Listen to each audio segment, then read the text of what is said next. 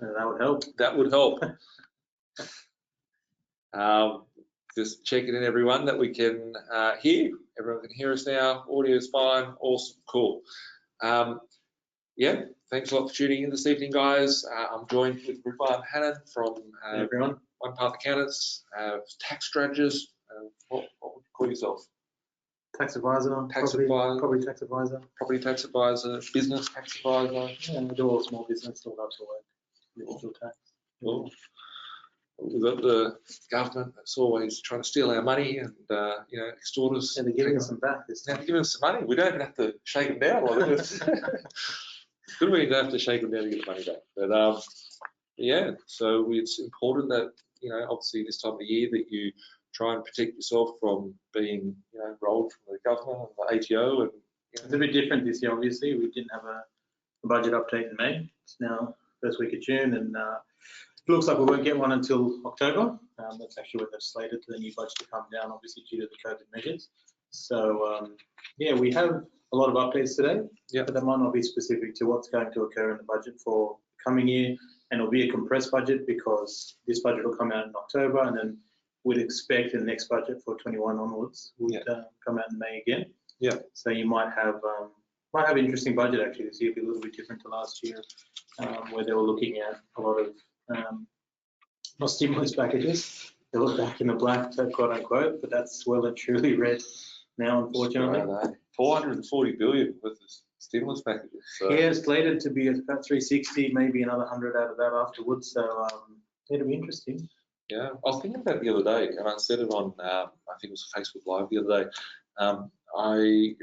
If we think about the fractional reserve bank, there's money for the monetary system somehow.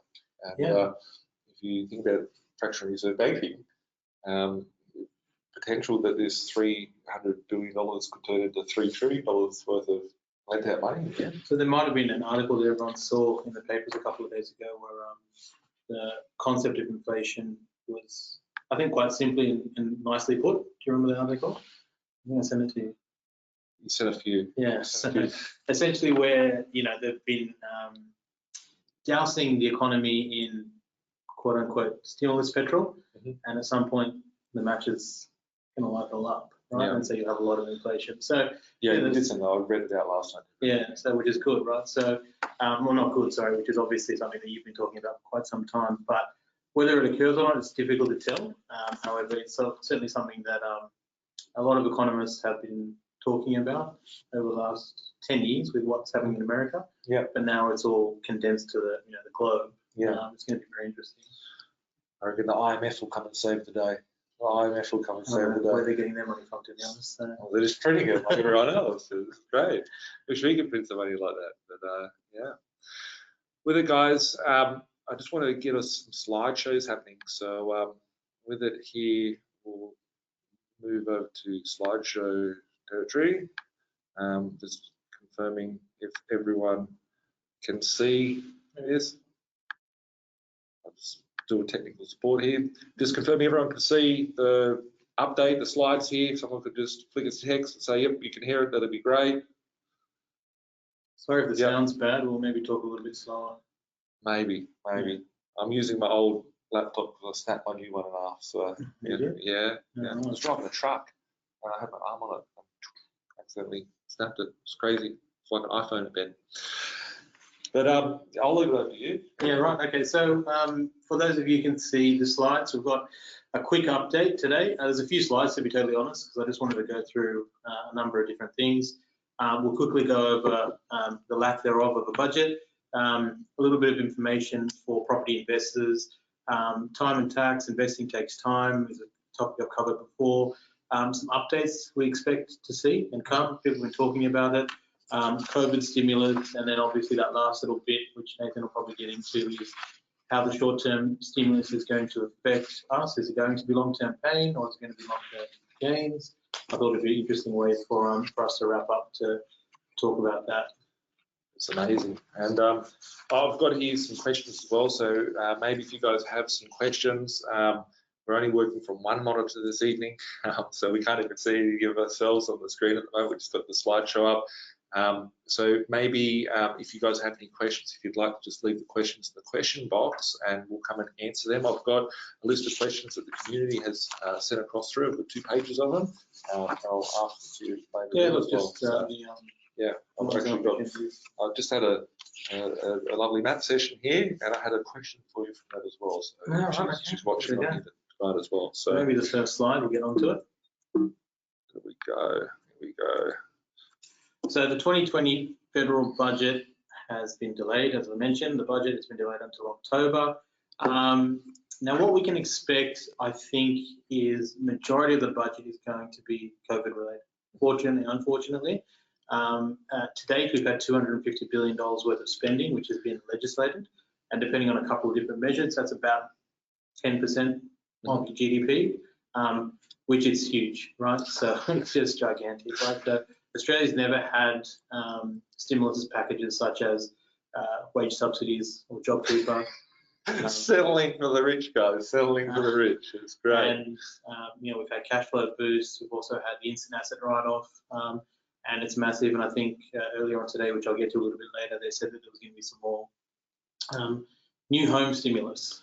So they're trying to give people money to be able to go and build new homes and create, that underlying part of the economy, which is generally property related and then mining related. They're trying to kickstart that again. I'm noticing a mining boom too. So I think you said it in one of the old webinars that we did for the mentoring program, was that when things become a little bit tight from a certainty point of view, I will remember this, is that they dig things out of the ground which mean something. Yeah. Right? They actually get things which mean something. So you've got derivatives, you've got all these different instruments around the world which are very difficult and complex to understand. But when things get a little bit pear-shaped, they start digging things out of the ground. And then generally other people need those things that they've dug out of the ground, and become valuable. Right? Exactly. There's more money out there to flow into those assets as well. So, so it's going to be interesting, and I think it's certainly going to be one of those things where you would have seen a lot of language come out over the last 2 weeks about rolling out of infrastructure projects, the Western Sydney Airport being fast-tracked. Prime Minister Scamo out there, he's out there doing like shaking hands, kissing baby. Well, not shaking hands because they're probably have not safe distance away from each other here either. But he's been out there doing media releases. I saw the Metro line. Announced the new Metro line. So the St Mary's one. That one. St Mary's one, and then also Mount Druitt. If you look at Mount Druitt, people used to laugh. 10 years ago, you're going to go broke, buy Mount Druitt, and now they've made them 30 stories tall, and they've turned Mount Druitt into a metropolis. So I think they're all indicators of what you probably see as part of federal and state budgets to come, where infrastructure measures will be rolled out quite thick and fast to be able to ensure that the economy gets moving again. I think, thankfully, from a COVID casualty point of view, it's been tragic for the 100 or so families who have lost people, but compared to global numbers, Australia and New Zealand are obviously doing very well. So I have seen some reports from some different bodies about time measures about when certain things will resume. So domestic travel, international travel, university students, all those type of things, international students who come into play. And it's quite staggered, to be honest with you, until 2022. So I think we shouldn't underestimate what the impact of COVID would be. Economic indicators generally lag anyway. So you'll be in a position that you'll find that probably the next 2 federal budgets will be dedicated to what is coming out of the COVID scenario. Just below that, I did mention that in 2019, there was a big, if you remember the election campaign, which ScoMo won, quite unexpectedly. It was his to lose, but he won it. And a lot of it was surrounding tax cuts, personal tax cuts, company tax cuts. And even with those tax cuts, we were expected to have the budget in a surplus of about $5 billion, which if it was for Nathan, it might be, 50 grand in his bank. So it's not that much, but it still would have been a surplus. Now, obviously, it's gone reverse. We're probably going to be about 3 billion, in the hole. And they have still kept. That's QE1. That's QE1 for Australia. That's without us going into another downturn that could potentially happen around September, October this year when all the companies start reporting their losses for the year. In September, why not? So, I have a small inkling that some of these tax cuts might be scaled back or they might be elongated. So at the moment, by 2022 and 2024 being the end target date, they're going to have a large bracket of 30%, which on the next slide shows you that it's about 45,000 to 200,000 in that last column by 2024, which is only a few years away. A lot of our incomes will be sitting in that area. A lot of the working mortgage belt, upper mortgage belt type of incomes, they sit in that range, and 30% it's a pretty good discount compared to what you're paying at the moment. Obviously, look at the moment, 90 to 180,000 is 37%, and anything above 180 is 45. So there's been a really big concentration in there. So generally, what that would mean is that tax receipts for the government in terms of income that they make is going to reduce. Now, they were expecting that reduction. They were expecting probably to pick it up somewhere else. But inflation. But with COVID, it's going to be extremely difficult for them to actually patch that $250 billion hole that created in the last 3 or 4 months. And I think that's also important as well, that COVID feels like it's been around for a long time, but from a stimulus point of view, all the measures have been in place since the 12th of March. Right. So that's less than 2 months ago. Right. So 2 months. 250. Well, 12th of March, 12th of June will come up, and it'll be 3 months. Right. So. It's $250 billion which has been rolled out in a really short time. So I think, and we never even saw an economic collapse. We didn't see it crash yet. We didn't see it crash. We were still applauded. It's still, So look, I mean, it's good, and we hope and make sure that we can do our best to capitalize on these things if there is an opportunity to capitalize it, not at the expense of others, but opportunities, and then continue on. So if they do continue on with these tax cuts into 2024. I think everyone will have a lot more spending power, and there'll probably be a lot more incentive for people to look at tax-effective measures to ensure that the tax rate is as low as possible. That being said, the lower the tax rate is, the less beneficial from a refund point of view your tax investments are, which is why Nathan and the team here and myself have always said that taxes are nice to have. It's not the reason you invest. Even if you were to sell properties, buy properties, make income off rentals, even if you're paying 30 or 40% tax, it's still fine, but you don't invest just for tax. It's just a nice to have. I actually went onto YouTube the other day and I made this video in, I think maybe like 2010, which was me saying negative gearing sucks balls, and then someone kindly decided to hack my YouTube account and delete them, and I re-recorded it. And there's a video, I think it might have been up in about 2014, the video went live. And I randomly just saw it the other day, and I saw someone's comments underneath it. And it was like, how would you trust someone that says negative gearing sucks, right? And I had a crack up because I'm like, negative gearing sucks, right? Like, why would you buy an asset? Like, how many businesses do you look after, and how many of those businesses go, I'm gonna go set up my business so I can lose money on it, right? People don't do that, right? They do, but they go broke. And always talked about having strong cash flow, having positive cash flow in your portfolio, and having a strategy that also adopts tax deductions. Like we've seen clients which have been in like the higher end tax brackets, like in the $200,000 tax range, and that which lowering the income from having to pay any taxes, like they're down to really low levels of tax. And again, all great benefits of having property, but no one is retiring off not paying tax. People are retiring off the income from investments and/or any capital gains they use to erode debt to be able to get that free flowing cash, right? So it's always a good reminder, and I think myself being a tax accountant, dealing a lot of our time with tax and tax affairs, people become a little bit tax paralytic, and that means they don't function with or without tax. And every question can be tax orientated, but not every question should be tax orientated. So a lot of clients call us up and say, how would this affect me from a taxation point of view? Fair question, but the outcome of that particular question and the answer shouldn't dictate whether or not the property is a good or bad one. It just needs to be factored into the cash flow, right? Yeah. Because realistically speaking, if you didn't have to work and you were making 200,000, Yeah. or 220,000 in 2024, Yeah. a portion of your income would be getting taxed at 45%. Yeah. But that's happy days, right? It's got a bit of depreciation on it. Yeah. That's what I was trying to look to. I forgot to finish that. Someone walked past in the office, but yeah, with it, if we were sitting there with a $200,000 income, you could technically still be earning passive income, positive cash flow, and reducing your tax at the same time from purchasing the right assets at a Exactly right. depreciation and whatnot. Yeah, and again, all really good things that you can speak to your advisor about. If you don't have an advisor or you're looking to get one, we can certainly help you out. We have a lot of chats with clients with regard to just how the tax affairs are structured. We don't necessarily need to divorce you from your accountant or anything like that. We're happy to just give a once over and have a look at everything. I prefer to see you go to Red One though. So. For those of us who went to university, I know Nathan doesn't like it, but some of us had to go. I failed every grade from kindergarten, year 12, guys.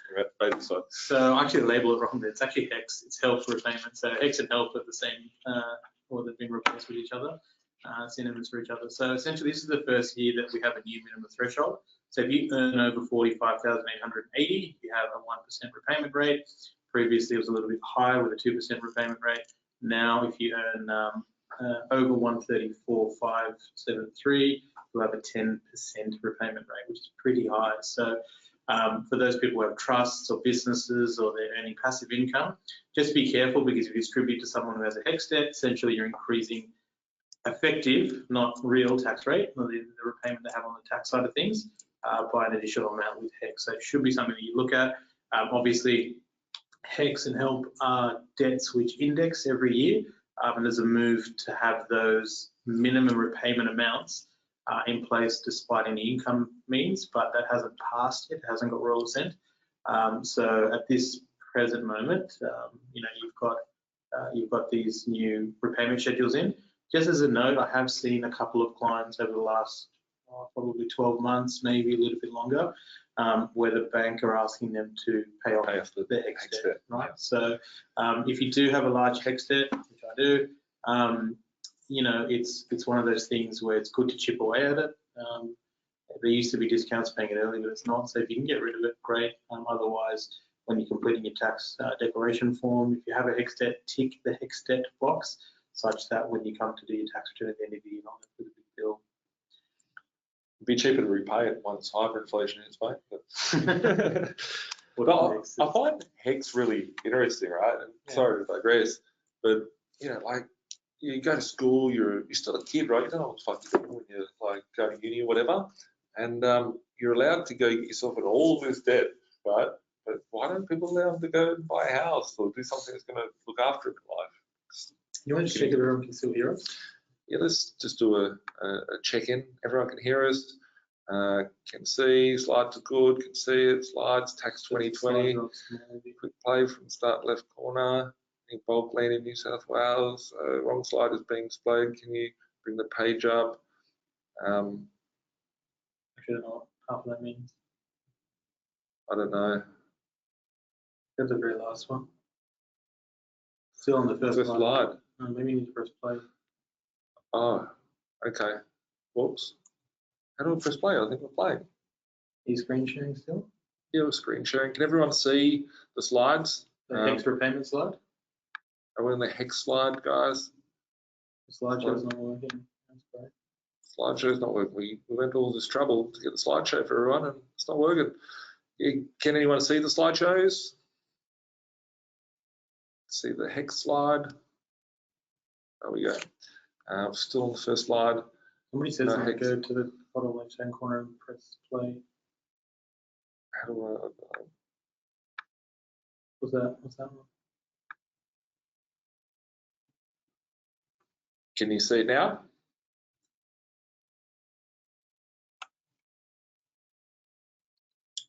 Are we on the right slide now, everyone? No.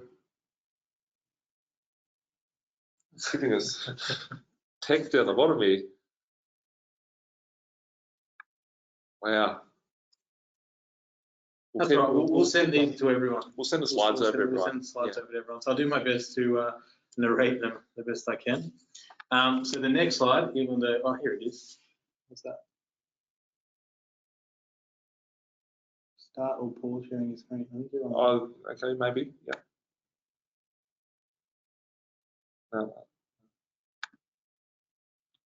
Getting text from people. Can you see it now? Whoops.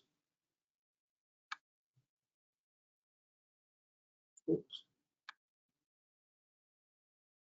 I don't think we're seeing it. Let's just keep going. All right, so the next slide to describe it to you is some expectations we have of the federal budget. So there has been a move, as I said before, where the tax office is disclosing debts to credit reporting agencies, right? Okay. So if you have a business or you have a large tax debt, X debt, or something like that, I don't think this really applies to individuals as well.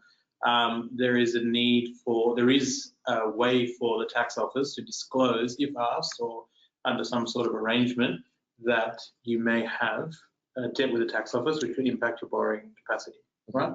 So it's particularly important to business clients, right? Yeah. It's particularly important to business clients who don't actually pay their tax on time, but pay it off, for example, before purchasing a property or doing something. Yeah. So then if you've got a poor repayment history with the ATO, they can then now report, and it's on the fence for the ATO. So before it was a confidentiality thing. So this type of, I guess. So they're being gangsters. They're trying to fucking roll people. They're trying to extort people harder. I think what they're trying to do is a lot of these things, they start with the business community. Yeah. And then it sort of goes on to the individuals. And in one of the slides later on, you'll see that they are thinking about doing that to ABN. So I think what it means is that you need to have your tax lodged on time. I think you need to be in a position where any debts that you have, any reporting expectations you have from the tax office, you should be in a position where you complete those on time, in a timely manner. People who have really poor lodgement history, for example, that could be something which is reported to credit agencies later on. Yeah. Because yes, it's really good and well to give your broker or whoever you do your banking with that, here's my neat file, which I did a week ago and it was 12 years old. Yeah. And out in arrears. You know, a bank may want to know that, you know, how sloppy you are with paperwork. And that's something that I've brought up with everyone going back multiple times in the past, like over the last 3 years, is that, you know, what we're going to see, while a lot of people are fearing, oh, the sky's going to fall in buying property or whatever, I'm going to wait to see what happens. We're going to see the market take off. How can they control the price of property going sky? Like if interest rates go to zero, let's say the interest rates go to zero, and you know it costs nothing to get debt, people will just be going to get debt for the fun of it, right? And you service it. How can your servicing be? Like everyone will be able to service, right? People that can't service now can be able to service whatnot. How will they control this? And I believe that the measures they'll put around lending at that period of time could be really, really interesting. Like what we saw back in 2016 when APRA came in. Remember the conversation we had in my office? Interest rates will never go down; they're going to go up, right? Someone came in and said that. But so I think, I mean, it's a good point. It's an interesting point. Although it's outside sort of my scope, but it's an interesting point in the sense that there's a consensus that, you know, if those lending requirements or that landscape change significantly, like where, for example, the banks are less incentive, the banks are obviously incentivized to give you a loan, right? Because they make money off it. Yeah. Straight math, right? Where the incentive is reduced because they're not making as much money if rates, you know, if broader rates, including the retail rates drop under any pressure from the government, and they're making less money, then what they'll be looking at is trying to give better quality people more money, right? And generally, better quality people would be those who have credit history, have a good credit history, with reporting agencies, ATO, wherever it may be. And so then people who have properties, you know, a lot of your community and our community, who have a good history, the banks say to them, hey, these guys, even in the tough times, managed to pay off and do everything they needed to do, we're going to give them more money. But the people who haven't got it, or you know, perennial people who avoid the debt, not that debt is a good or bad thing, it's just a means, they might be struggling if they wanted to purchase. I don't know, but that's the way I would look at it. I would need history of someone to say, okay, in this environment where I've got higher risk because I'm not going to make as much money, that could be something where they consider that. So, you know, again, I'm not sure whether or not these changes to business tax disclosures and debts from the ATO to credit reporting, you know, bureaus or bodies, I don't know if that's going to, you know, filter down to individuals. It could. Okay. So next slide, again, unfortunately you can't see, but we will send them across. What I predict, that property investors are always being watched, That's pretty funny. as right? always. Your slide says property investors being watched, but no one can watch. That's fine. So the changes to depreciations haven't been redacted. That was one of my predictions for this year or next year, that they might redact what they, or reverse what they had put in place. But obviously during COVID, they haven't been able to do that. They need to hang on to as much money as they can. Again, if you're doing any renovations, a lot of people at the moment are doing renos, try and either get tenants or try and increase the value of their properties, where lending might be a little bit lean, or whether they might have additional money from any stimulus packages. Yeah. A lot of people. All that 10 grand I've just pulled out of the super. 10 grand I've just pulled out of the super. So it's one of those things where a lot of people, because you're not having to travel to work, are actually saving money, less lunches, less travel time, less tolls, less spending on coffees, all these different things. Less going out to the movies, less eating out. So people are probably saving, $400 or $500 a week. Yeah. So I've had a lot of clients who actually said, well, this has actually worked for me quite well, because I'm eating, and then, a lot of different things in life, other metrics, health and all those type of things have improved. So if you do have a bit of a need to spend any money on your properties and do some maintenance, whether it's yourself even, because you've got more extra time, you can certainly do that. So scrapping, like, maybe if we can just clarify to everybody what scrapping, like if you're doing a renovation, right? So let's say, for instance, if I was to purchase a property and I've had it for like 2 years or 5 years or whatever, and I want to replace the kitchen or the bathroom, how would that impact? Like, how could someone benefit and claim a tax deduction if they're ripping out the kitchen in their house, or ripping out the bathroom, or replacing the carpet? How could someone benefit from a tax perspective? Like, benefit there? So scrapping itself has a bit of a broad definition from a tax point of view, but just quickly, basically scrapping would either be valuing the items scrapped, which are remaining, which have a useful life left. Yeah.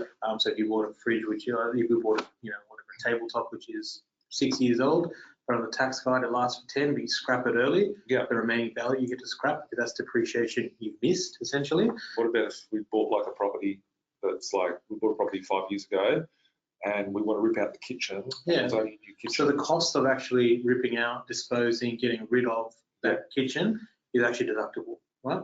What about like the depreciation left on, the life left on that kitchen? Like, do that first, so all that is deductible. Right? Okay, so that's why the scrapping amount can be quite high, right? Yeah. Obviously, it takes a little bit of finesse to actually work out what the useful life is. Yeah. So things which are particularly old is very difficult. So what we do is the removal disposal is the scrapping values, and that's usually the large part of the cost, the labour and obviously the disposal costs. And so that can be quite a handy deduction for you to do, for example, if you're doing it now in June, because you will do it, and then you might put in your new kitchen 1 July, right? So you get all these deductions, and then you're in a position where you're doing it. Now, obviously, improvements to a property to be rented generally are in a position where they're not deductible, but where you're actually repairing what would be a kitchen which is old or derelict or needed to do it is a different story. Like, just updating a lick of paint, generally is not claimable, but you can have a chat about that. So it's something that often people overlook. Yeah. Even in depreciation reports, you have to actually itemize and specify scrapping.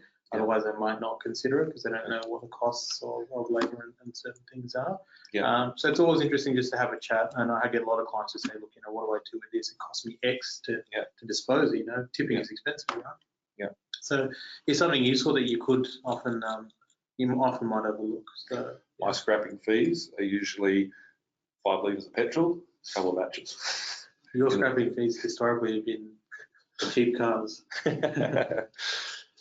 So new residential properties. So obviously over the last 3 or 4 tax updates I've given over the last 2 or 3 years, because we have multiple per year, generally we'll have some discussion about new residential properties. It's something that the boys down at the local real estate agent will tell you that the best B's and E's thing you can do is buy a property, subdivide it, and make 200-300 grand clear, get a new income. Yeah. It's not always that easy. It would be nice. So as I said, from 1 July 2018, there's been a quite heavy hand from the tax office. Now you would see it every time if you transact on properties through your lawyers, where they ask you whether or not that particular transaction is an import credit, right? So whether it has any GST implications essentially attached to it. So if you do buy a brand new property and you are in the position where you're doing it for profit-seeking purposes, you've done it with history multiple times, or it's clear intention that you were trying to flip a property and make a bit of a profit out of it, then the solicitors will ask you the question whether or not this sale is subject to GST, right? Okay. So we've been talking about it well before the solicitors got onto it, but the ATO just sort of flushed it out through them. Yeah. So in that particular scenario, it's always good to have a chat to your tax advisor, your accountant, and then you can run through the question. Was there mere realization of capital? Are you ABA GST registered anyway? Profit-seeking intentions? What are you looking at? For a lot of clients, they're not. They're just buying a new property, building it, and if they're in a position where they can rent it, they can. But if things don't go their way and it's too expensive to hold or whatever it might be, or COVID comes in, they might have to just realize the capital to be able to move on to the next, right? And that in that instance, you may not be liable for GST, but it's a real trap to say. A lot of property spruikers will say, look, you can sell and make a couple $100,000, but realistically, it might be 60, 80, $100,000 less. That's a good point you mentioned there, Ridwan, and I think everyone should maybe follow with this question that I might ask you right now. So let's assume I had bought a block of land and went to build a house, and my intention was to keep it and purchase it and keep it, but due to the fact that this Corona stuff happened, things are a little bit tough, and I had to sell the property and go against my strategy. Would that enact the GST? It possibly could, yeah. So essentially, the GST legislation is that any property which is bought and built new, sold within 5 years, may be liable for GST, right? So if I wasn't trying to seek. Yeah, if you weren't, if you were just trying to buy a hold and then it happened to be that you had to sell it, you lost your job, take remaining wages, anything like that, it could be something that you apply to the tax office, and they're pretty good about it, to be totally fair to the tax office, to hear it out. But if you've got a history of doing this over the last 10 years, you've probably got no chance, to be honest with you. Yeah, okay. Well, maybe like people can't afford to hold on and they have to sell something, to be a good option to look at potentially selling something. If it's a new residential property, then potentially you could review your scenario. Yeah, cool. Next slide. Yes, please. Not that anyone's really seen it. No one's seeing it, unfortunately. All the effort I went into it. For those people who are in the process of buying and building, this next slide is regarding the change, which we've talked about for a couple of years here, which is that the denial of any deductions, losses, maintenance incurred from holding vacant land, right? Yeah. And that vacant land would be property which you're intending to build on, or if you're in a position where you are actually looking to potentially start a build process, not looking at capital gains. There used to be the rules that you could continue to claim the maintenance costs, so interest, council rates, etc. You could claim that against your income, and so it was actually a decent tax deduction for those clients. But as of 1 July 2019, that is no longer the case. So it doesn't matter what you are doing. If you have no substantial dwelling on that particular property, letterbox doesn't count, just quietly. A shed probably doesn't count either. Actually, I just looked up something. Sure. I'm going to try something here. Shift plus F5 key. Is your F5 key is functions, or just something else? Yeah, maybe, hopefully. Because I just looked at something here. Can everyone see the tax screen now, the screen that we're on?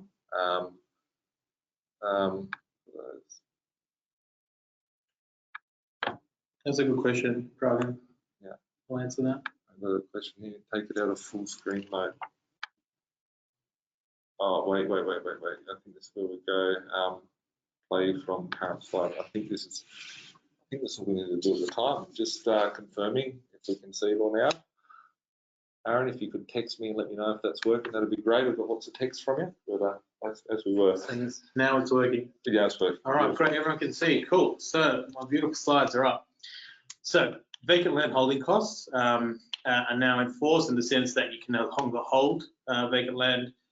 You can no longer claim vacant land holding costs against your income. So all those people who haven't yet built on any properties they have which are vacant, it's encouraging you to do so soon, because otherwise it's going to be a capitalized cost for you. And when I say capitalize, any of the expenses which are incurred in holding that vacant land get added to the cost base if you are to sell. So you actually delay what is the tax deductions for it until such time if you sell or if you ever sell. If you don't sell, it's a problem. What about if I'm always like the inquisitive guy that likes questions read. What about if I was to put my block of land up for rent? And it's for lease. Has to have full. I mean, so okay, what's it interesting? Like as like say storage, someone park a shed or very good question. Crane or something. Very good question, and people like Nathan is why the tax law is so complicated. So if you are a landlord and you have a block of land and you were to lease that land to someone else in business, can't just be an individual. What about if I'm seeking a tenant, like I'm available for rent? Okay.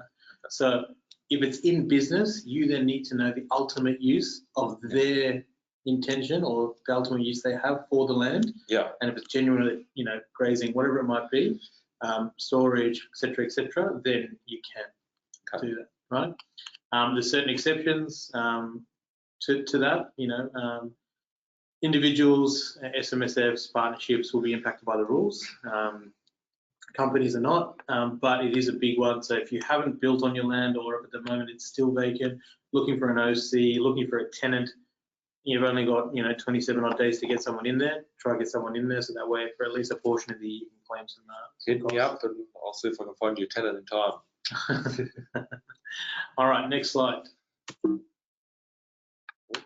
This is the problem. So you can check now whether they can see that. Yeah, just confirming, Aaron, can we see it? I think we can see it now. I think we started play. So, okay, great. So this probably doesn't apply to anyone on this particular webinar, or it may, I shouldn't make that assumption, but it could be for family residents overseas, et cetera. There's been a change, obviously, with regard to the foreign investor main residence.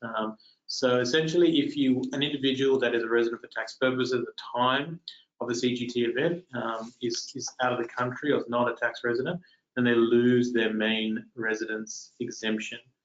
So if you're overseas and you're looking to sell, but it was a property you bought a couple of years ago and you were a resident and you're looking to exercise the CGT exemption on capital gains tax, you can no longer do that if you don't sell before 30th of June. If you sell after 30th of June, then you might be in a position where you will be in a position where you pay tax on a portion of the sales, right? Yeah. So if you're still a slide behind, I told you. Go out, go to the next slide. Where are we? That one, yeah. And then play from current slide.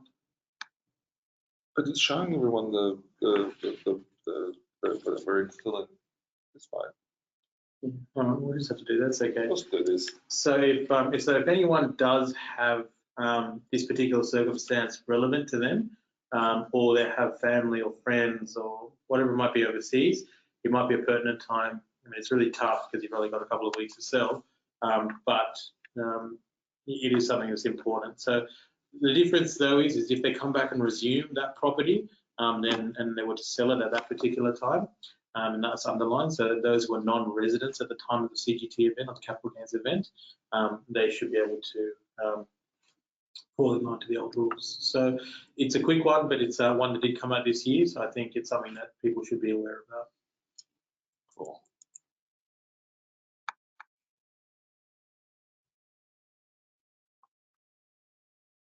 Where are we? Yeah. Over current slide. Current slide. So this one is a new big one, which a lot of people haven't realised. Essentially, so what happens at the end of each year for companies in particular industries, they have to provide an ABN summary report of who they pay. And typically that was also walls in the construction industry. So if you're a builder, you paid a tiler, you paid a chippy, you paid a gyprocker, et cetera, you would list that to the ABN report summary, list that to the ATO, and then the ATO would go off and then match. Saying, okay, Nathan's company paid gyprocker X $10,000. Did gyprocker X declare that income, right? Yeah. So there was a way for the spider web to grow, right? So they start with Nathan, and they put a couple of arms out and webs out to other people, and they get it. Now that chippy might pay someone else. So that's been expanded as of this year. It's now including security investigations, I think a couple of other telecom areas, but a big one that they put in was IT services, right?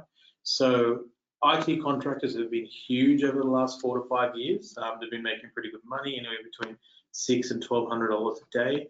And a lot of them are in a position where they're running their own little businesses. They're in a position where they're obviously having some exterior revenue. So that could be their own little business they're running on the side, website design or whatever it might be. But what it means is that the businesses who pay those IT services are going to be required to report. Yeah. And that means that company A reporting on company or contractor B. Yeah. Contractor B better make sure that not only is all his income is declared, but that it follows the PSI rules, it has all the engagement processes with regard to its staff, STP, all those things which it needs to. Otherwise, they'll be in a position where if you're a computer programmer or if you're a software, you work for a software consulting company, for example, and you're billing them, you may get caught by this particular legislation. Yeah, wow. And generally, this starts at the top and works its way down. So, the big companies, Data 3D paying, Meraki or something like that, right? Okay. So those type of engagements have always been there, but it will filter down to make sure that everyone is paying their fair dues. But it has been a space, and I think when I was looking through the old slides, is that sham contracting through IT companies was a really big one that they were targeting last year. And my understanding is that this is why they have branched out this particular area now. So it's one of those things where if you're in a position where you can,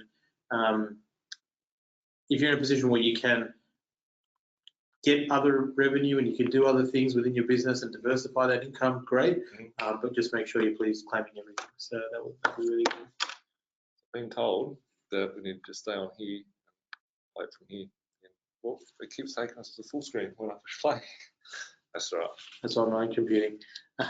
So if you can see this, what we expect. So I think there's going to be more stimulus packages that come out. I think the budget's going to do that. I think both local, state and federal budgets are going to continue to do that. Today was interesting where they just released it suddenly saying that there'll be a 25K incentive to build new homes, and that won't be means tested. There'll be not means test. Yeah, this particular one, or initially anyway, we don't know what the actual legislation will be. There's another one which is means tested, which gives you a larger amount. Maybe there's an extra 25. So I've heard between 20 and 50K. Potentially. Yeah, and I think around the 20th of this month, these sources are correct. Yeah, look, and that's certainly the case, right? And usually when they leak it to the media, then it's something that's probably coming around the corner, right? So if you're in a position where you do have an opportunity to go buy and build and get this incentive, make sure that your build cost isn't going up by the incentive amount, right? So do your homework to see what per square meter rates and everything like that. Generally what happens is the market will absorb those incentives and then you'll be paying more anyway. Prices will go up. Prices will go up. A lot of people have asked me, like, is it going to be better to be buying new properties or older properties in the to come? I think that there could be opportunities to buy new properties out there. However, I think that the overpriced stock I reckon that the developers and the builders will be pumping up all their prices. And from that, people will be like, well, I can pick up a second-hand property cheaper and more affordable. And it always happens. Like the older units don't just stay down, low. When they build new units, older units go up to match that price. So the cost of construction. So I think it's just going to be inflation on the build that's going to occur, and it's going to suck the whole market up with the vortex. But I don't know how it's interesting that they're actually pushing it out. So it's good, but I think it's just part of a broader stimulus and infrastructure package. For those of you that were in the mentoring program over the last sort of 2 years when we were talking about all this stuff, I actually remember talking about the fact that we'll see a $50,000 first time in a year. I never thought it being for everybody, but I said that when we see the GFD and ramifications of the economy failing, that we'll actually see a $50,000. I remember specifically I said we'll see a $50,000 first time in a grant, and here we are with like 25 grand, no stamp duty, 0% interest rate. Don't worry about it. Pay the mortgage, we'll put it on hold for the next 6 months. Just interesting times. Extremely interesting times, and interesting how accurate you've been with these things. So a big one that's been on everyone's lips is stamp duty versus land tax. So this is a big one and potentially a big win for first-time owners and investment property purchasers. I tend to be a little bit more, I guess, conservative and maybe a little bit more cynical about the whole thing. So essentially the broad strokes are that they're looking at getting rid of stamp duty. The Treasurer of New South Wales was saying recently quoted as one of the most inefficient taxes. It stops transactions, the big barrier to entry. And in Sydney, where the median house price is north of 900,000, closer to $1 million, you're looking at 40 or 50K every time you want to buy a house, right? Yeah. So they are thinking that they will scrap the stamp duty and introduce a broad-based land tax. So that would mean it's also inclusive of your own principal place of residence, your home. But the good news is that it doesn't occur until you transact. So if you're currently in a home and you're currently in a situation where you've paid land tax already, then you won't start paying land tax. You've paid stamp duty already, sorry. You won't start paying land tax now. Yeah. Unfortunately, in the ACT, they have a two-speed or two-step approach where they were phasing in land tax and phasing out stamp duty, and there's an overlay, right? So I've got clients who are paying both, and it's really problematic, right? Everyone says I should go and race off and pay out my mortgage, right? I want to pay off your mortgage, right? If you really understand that there's always different layers of ownership, whether it comes from the Crown and the government and whatnot. So it's just crazy. So if that happens, rents here could potentially go up, or you might have a lot of people entering the market. Property prices might go higher. Yeah. You'll have more transactions. So you probably have a more transparent market. So at the moment, we've got a very, very, very, very much so a market which is, what would you call it? It's not even translucent, right? In the sense that you can't see what's going to happen on the other side, right? If we see that $1 million house, right, a first homeowner, or let's say someone buying let's say you're a second-time buyer, and you can't get the first homeowner grant for whatever reason, you're going to have to pay, say, 40 grand, 30 grand worth of stamp duty. If you did go with a 5% deposit, right, you have to pay 50 grand just as a deposit. If you're paying a 20% deposit, you'd be paying 200 grand, so it's $250,000 before you get into a property. On this occasion, someone could get into a property, no stamp duty required, so cost of access to get into the property would be easier. We would see the deposit required, it's becoming lower and lower. The government now come out and said they're going to do a second round of we'll pay you. Second round of it, commencing next month, and I think it could put a lot of rocket fuel into the property. Yeah, potentially. I don't dispute that at all.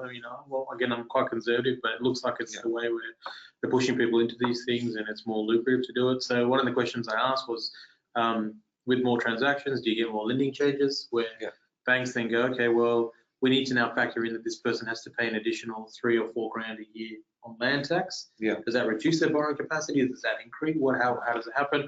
My honest guess is probably all of the above. Okay. So it's one to watch out for. If it does get enacted, I think personally, property prices will probably correct themselves to adjust for the stamp duty change. Yeah. But it's anyone's guess, right? I think it'd be really good for property prices generally. The bounce back. So this has been talked about for God knows how long in economic and financial worlds. L, U, V, W.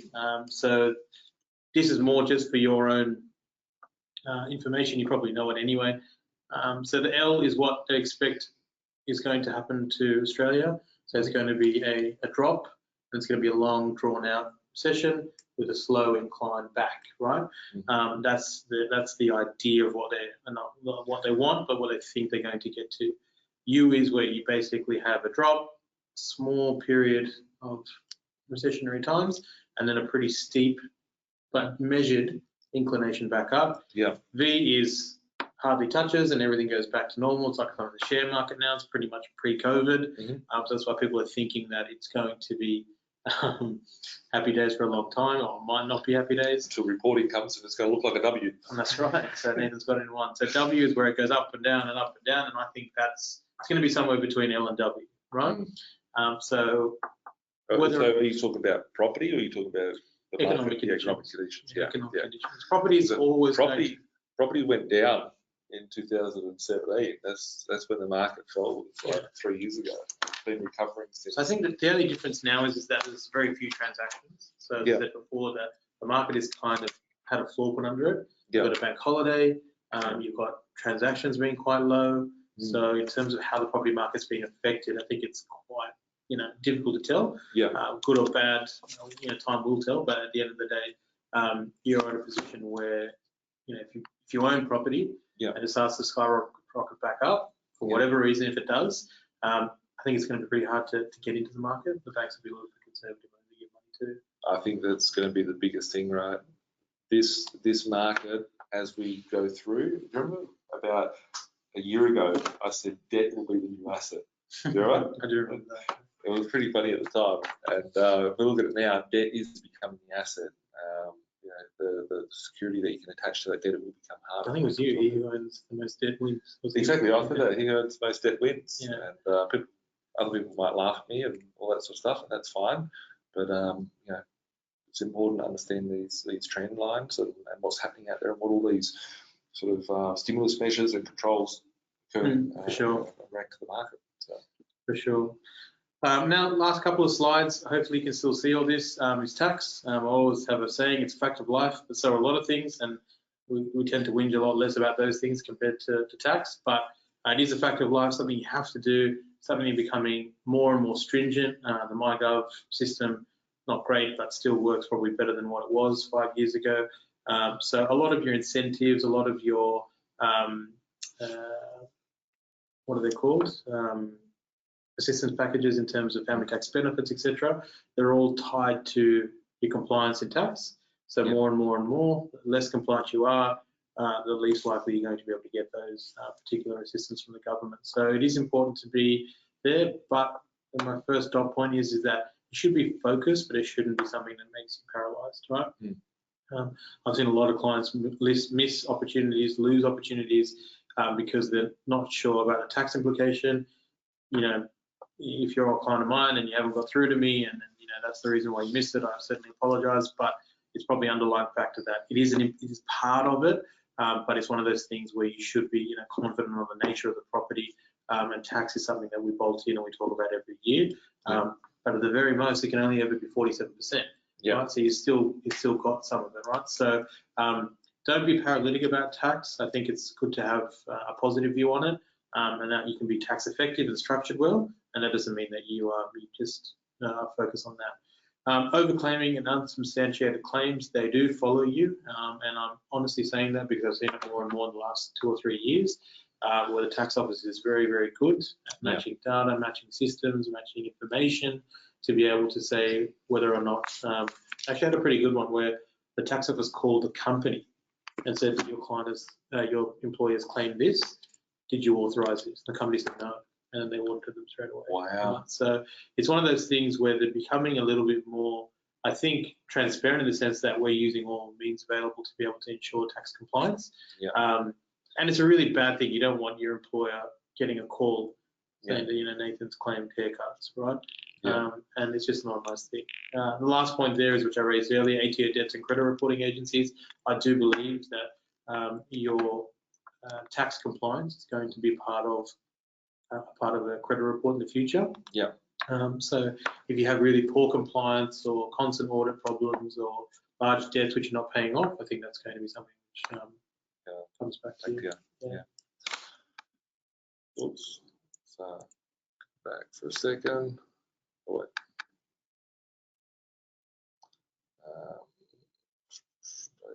Slide. So I've repeated those 2 top points. Sorry about that. So just a quick bits of focus. The company tax reduction is going down to 26 in 2021. So not a lot of people know that. So it's 27.5 at the moment. So it's going to go down 1.5%. It's close to end of financial year. So if you have a financial advisor, if you need some assistance, please make sure that you speak to them with regard to superannuation contributions. If you haven't met your cap in terms of the 25K, you're free to do so, and it's something you can do. Dragan brought up a good question before, which was everyone's been working from home with COVID. So the tax office has made an adjustment to the rate.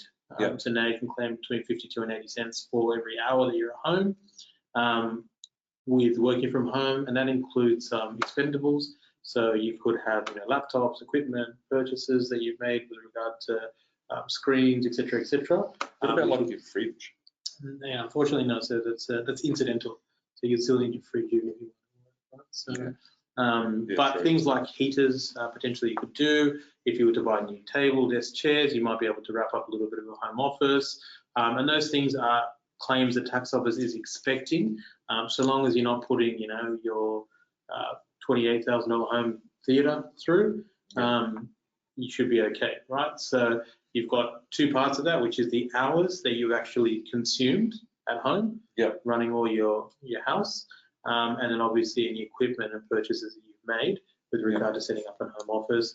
It could be that you've updated and paid for Zoom, all these different things, on your phone, etc., etc. You've got extra data. All those things are claimable for your tax return for this particular year.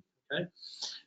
The ATO has actually issued a trust warning to trusts and trustees, saying that they need to be careful about how they're distributing, what basis they're distributing, how they're reporting, the minutes they're holding. So I think you're going to have a number of trusts over the next, maybe not this year because it's been pretty tough, probably in 2021, 22, 23, 24, having that audit provision come through.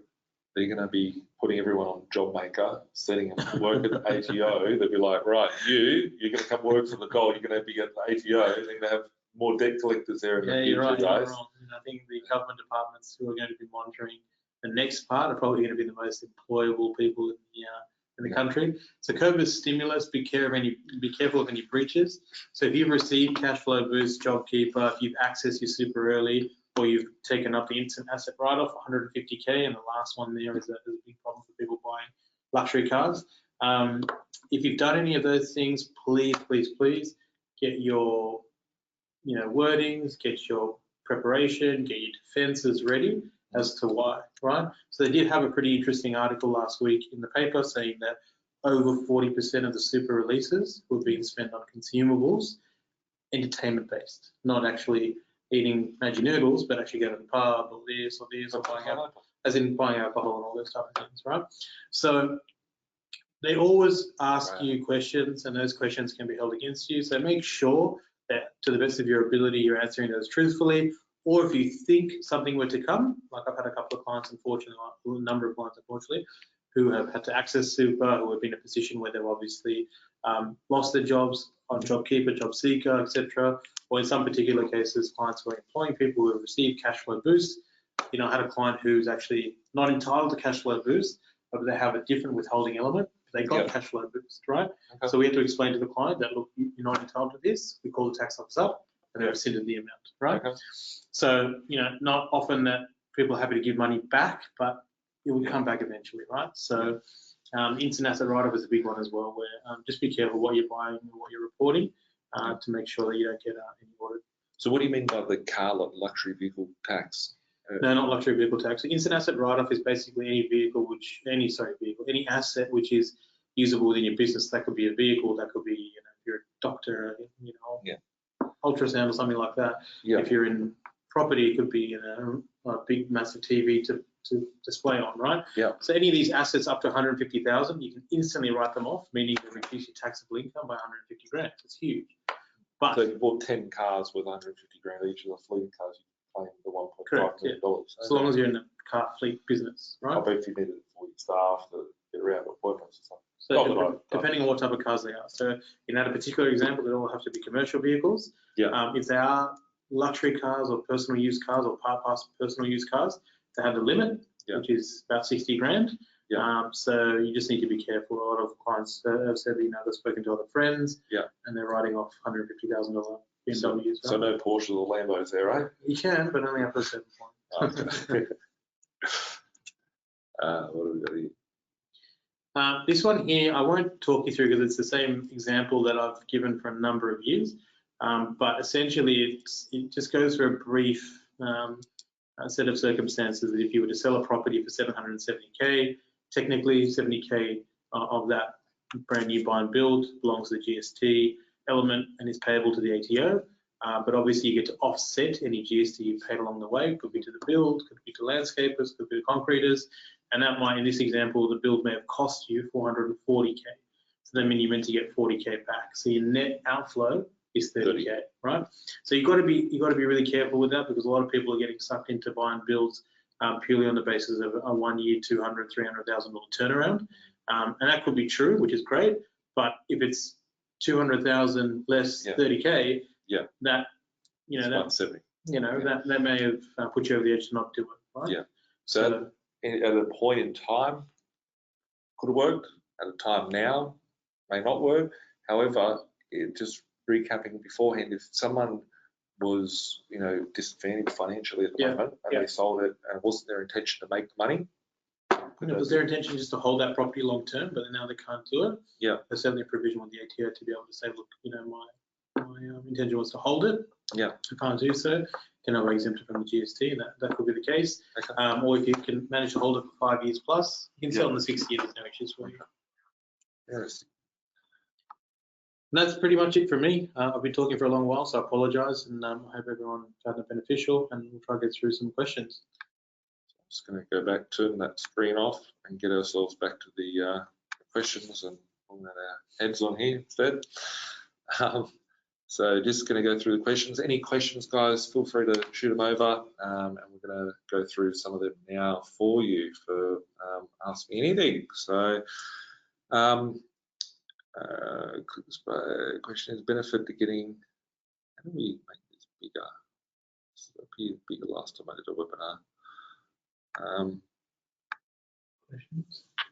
Popper? Oh, yeah, here we go. Perfect. This is what we're looking for. Making our questions bigger here.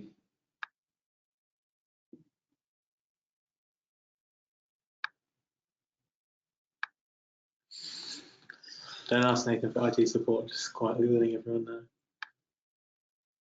There we go. So I think the question is there a benefit to getting a depreciation report schedule if you won't get, I'm assuming the last part of that is going to say much back. So the obvious answer to that would be no, but the nuanced answer would be that depends on the particular property, the age of the property. So depreciation report should cost you between $400 and $700 depending on whom you get it from. So depreciation has said changed. So now you in existing builds that you purchase or quote unquote secondhand properties where you didn't pay for it or didn't buy it from the developer, you can only claim the 2.5% over the life, the remaining life of the property, right? So if you don't get much back from it, then have a chat to your accountant and then you can make a call to see whether or not it's beneficial for you. But generally, depreciation reports on new properties are extremely beneficial. But depreciation is a double-edged sword, so you have to pay it back on sale. Cool. Any bulk buy land in New South Wales? Not at the moment. I have got a block of land. I've got 5 blocks of land. They're off market, $14,750 Red. What do you mean? The blocks of land, each one, $14,750. I haven't done anything with them yet. I'm about to start sending them out to some of my investors. You guys first to know about them. Price of Bitcoin, about 14,750. Price of silver. Price of silver, probably going to be there soon. Price of gold will be there soon. But blocks of land do have some like that. I wouldn't be building on them. I'd just be buying the land and sitting there and selling in the future. That's my goal for these ones. The last ones I did was 14,300, 13 grand plus GST, and some of us have got our council rates in now for them, and it's about 28,000 as the council value. It's always below what you pay for them, what the value is, but that's how cheap we bought them. But it's got to be the right type of investor. Yeah, of course. A lot of problems here. Another one here. Any bulk land. The email team will chase up. Thank you everyone for the comments on the problems of the slides before. Here we go. I just bought my first house as unoccupied. I'm planning on buying another house. Can I refinance the first house as an investment loan and claim the interest deductions on the rental income? So let me work through this. So I bought my first house as unoccupied. I'm planning to buy another house. Can I refinance the first house as an investment loan and claim? So what you can do is that you can convert that first loan in its entirety intact to an investment loan and claim the deductions. You can't top it up and then purchase another owner-occupied home and claim the entire interest component, right? What about, I've got a random question for you here. This might help Angela or anyone else out there. What would happen if I owned a house for say 200 grand, and then it was my principal place, and then I wanted to purchase another investment property? I'll pull out 50 grand deposit for the next deposit. Then that would be for an investment purpose. And then maybe 6 months, 12 months down the track, I decide that I want to live in that other house and I move out of that one and I rent out the original one. Is that still claimable or? No, unfortunately not. So at the time where you change your intention to what would be the use of the house is where your claims will stop. Right? Okay. So the time until site where it's still an investment property, happy days. But if you move into it, then we need to stop. I question, if someone has a home loan and it's an investment property loan, is it possible to load up the interest rate on the investment property mortgage and reduce the home loan rate by the amount of the load up? Unfortunately, no. So that's a common old debt recycling or debt transfer scheme. So it's very, very simple, very, very easy for the tax office to track. They work out what the original price was, what the current debt is, and then they look at any other alternate investments you've made, which could have soaked up the top-up amount. Yeah. You don't have that, and then they can see this gone to your principal place of residence. They will back out that amount of interest. What about if someone was to capitalise all their mortgage repayments for the investment properties and direct all the rent to their principal place of residence? That's different. That's just a methodology to pay down your principal place of residence faster. Yeah. But from a reporting point of view, still the same. Yeah. So would you not be able to claim? Would you, if you had zero interest on your mortgage, then would you still have to pay tax on that? On your investment, in your investment property loan or principal? If your investment, say it's a 100 grand loan, it goes up to 110 grand, and all the rent was directed at the principal place of residence. So that loan came down by 10 grand, and the loan on the investment property went up. That'd be claimable. 110.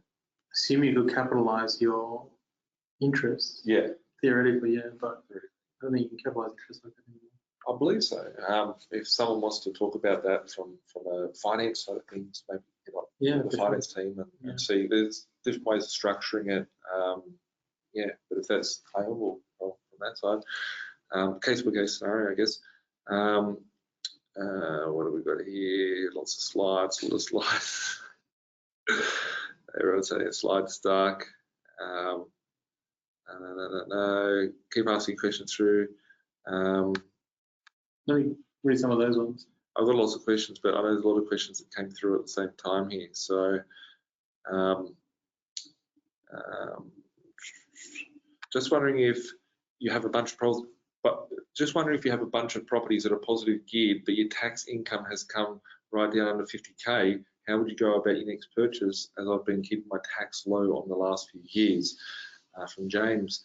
Good question. That's probably more of a finance question also than an accountancy question. But if you are buying positive cash flow properties that have got depreciation attached to them, then that's something that you can minimise your tax. But structuring it, it's important to get a broker that's going to understand how to present that to the bank. Feel free to hit up my team and see if we can fix up that debt for you and whatnot. Everyone's been messaging in here about the slides. Stephen. Stephen invite to him. I should. He was texting me. Steve was texting me over. Hi guys. I've been working from home. That's the one you just answered for Dragon. Big spoon. There we go. Slide 7. Okay. Here's one for you. So if I had land that was in the process of being built on it as of the 1st of July. Yeah. Okay.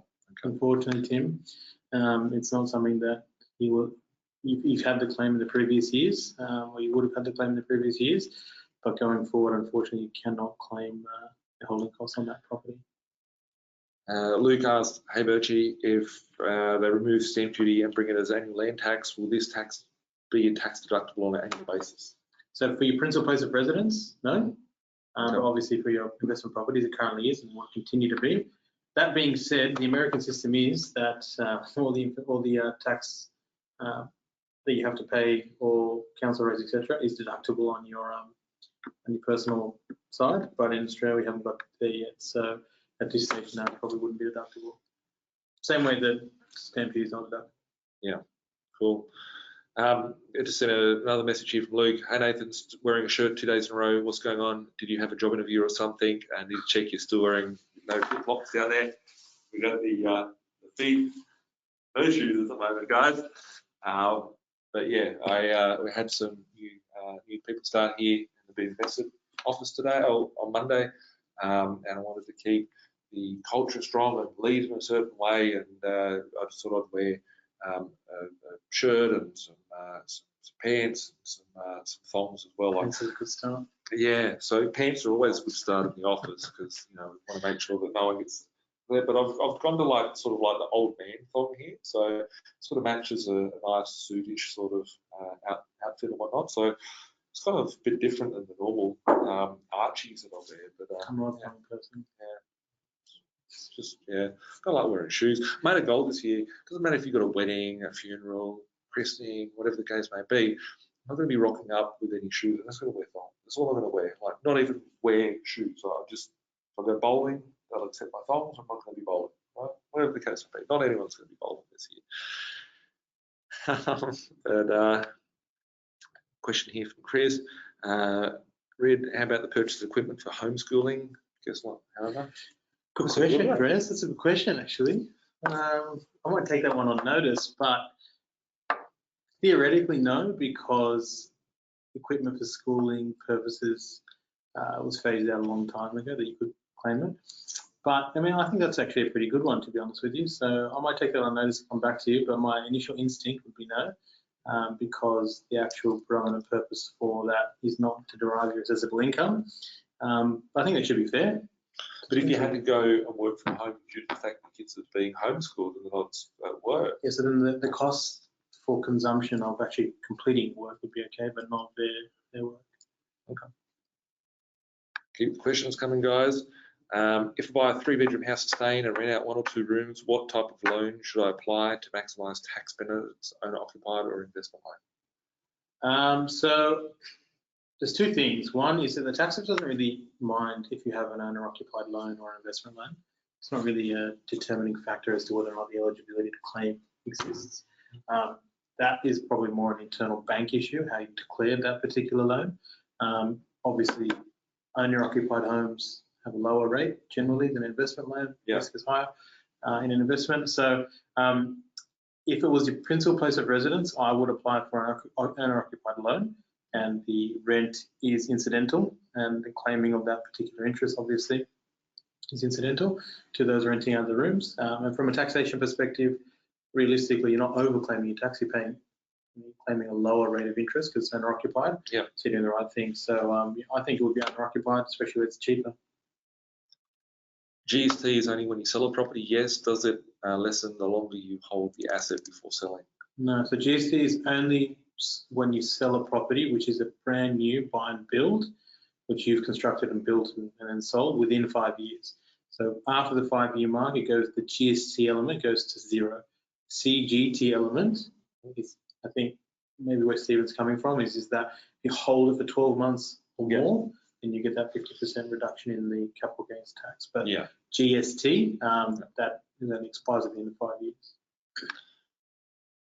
Question, if someone has a home loan and an investment property loan, is it possible to load up the interest rate on the investment property mortgage and reduce the home loan rate by the amount of the loan? Yeah, unfortunately not. That's what we looked at last time. Was that one there? Ridwan, can you elaborate on instant write-off asset, i.e. new under ABN? Is there any limit on it? So the limit is 150,000 for majority of the assets. Per purchase? So unlimited asset purchases. So if you have 1,000 of them, you can claim like 15 million. You have the income to offset it, yeah, for sure. You have the money to buy it, for sure. But just in a probably ordinary circumstances, if you're looking to buy a $70,000 van, for example, and you're in the business of, a trade or moving, providoring, anything like that, then that would be claimable against your income. So just as a quick scenario, if your income was 100 grand, and then normally you didn't have any claims, any additional claims, let's say that your income came down to 80 grand for normal claims, then you bought this van for 70,000, then you only be paying tax on 10 grand. That's under the tax-free threshold, so there's no tax on that. What about if I was in the business of buying property Mhm. and each property cost me less than $150,000, could I claim my income against that? Those type of assets, real property assets, not included in that. What about if it was an office? So commercial property, that we had the same question today.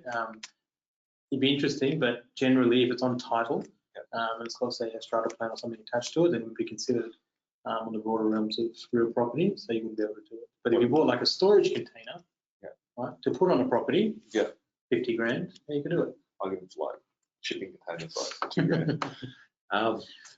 Yeah, interesting. Okay, cool. The next one looks interesting. Own a property of circa 1920, and I want to understand, do you have any advice on how to utilize the tax system to maximize my tax return? So 2 questions. Did you buy it in 1920, or did you inherit it, or the property would be 100? Or the property itself is 100 years old, right? So if the property is before 1985, then you're in a position where you might be CGT exempt. If the property is inherited and that was purchased before 1985, then you're still living in it, and the person who gave it to you was also living in it, then you could be exempt. So there's a number of different questions. If the property is just really old, then you probably just have to fix it up, and then you'd be able to claim what you can with regard to depreciations and deductibles. How have you restructured your property portfolio to take advantage of the current economic cycle and post-corona? I still have never used that word with the number on the end of it that everyone talks about, with the V in the middle of it. COVID-19. Yeah, that one I can't say. Well, I just can't say it. I cannot say it. It's been for a board. It's easy. Yeah, with it, I rearranged my portfolio probably 2-3 years ago. I had to sell off some properties, which I didn't want to, but I did, in order to sort out the position. At the time, I was trying to settle $10 million worth of property and couldn't get loans. However, I have spent the last 3 years still acquiring property, but more notably improving my cash flows across my portfolio, so I can get greater level of cash flow to minimise any sort of issues that may come through in a time like now. And it's just compounding on the effect of increasing cash flow and then rates reducing and all that sort of stuff. So it's improving my position, like sort of compounded effect. So as for restructuring my portfolio, I haven't done much apart from purchasing new assets, and I'm continuously purchasing new assets. Bought another one the other day, 1,250 acres I bought. Oh, yeah, no way. Yeah, 1,250 acres. Take an acre off, yeah. Have an acre there. Like, but yeah, it was pretty good. I need it for a commercial business, so I'll talk to you about it later. It's not cultivating opium seeds or marijuana seeds or anything. Marijuana getting big now. It's a big game nowadays. No, but good for solar farm. So. Oh, right. So the GST you're referring to on selling new builds, does this apply to personal investments, flipping, no ABN as well? Yes, it does. Yeah, it's for everybody. They're classing you. So if you're in the business of flipping, to use your terminology, they'll class you as profit seeking, and so for that reason, you'd be in a position where they would say that you're in a form of a business, and thereby you need to be registered for GST on those transactions. Next question here, I'll have a look at this one. Ian, and my mortgage broker has asked me to instruct my accountant to make less expense claims on my tax return so income is higher, allow me to get a bigger loan. I pay more tax to get a bigger loan. What is your opinion of this strategy? It's probably more of a finance question. What I would suggest, Ian, is if you could maybe flick over an email to my team, just admin@beinvestor.com.au, have a chat with Ridwan regarding your tax situation, as well as have a chat with one of my finance strategists regarding different ways of being able to present the loan to the bank. So a lot of lazy brokers and whatnot have the issues being able to make that work. Some brokers, if you've got a solid finance strategist, can look at how to work their way and structure it for the bank. So yeah, feel free to reach out to my team. Look, it is a common question that clients or brokers actually pose. I think if you structure your accounts correctly, where you've got depreciation, how much other expense claims do you have? So the thing that you might back off for example, he might ask you back off his car expenses, etc., and those type of things, depending on what type of business you are. But you know, a lot of bad backs exist within the finance realm, so that they sort of work it out. Yeah, it's an interesting thing that you raise, depending on how you actually structure those particular deductions. So the deductions which are add backs, then it's okay, right, because they get added back, right? So, but if you do have legitimate claims and that's inhibiting your actual purchasing, then you might be in a position where you want to seek some other advice, because that shouldn't be the case, especially if you're an individual. As a business, it could be slightly different.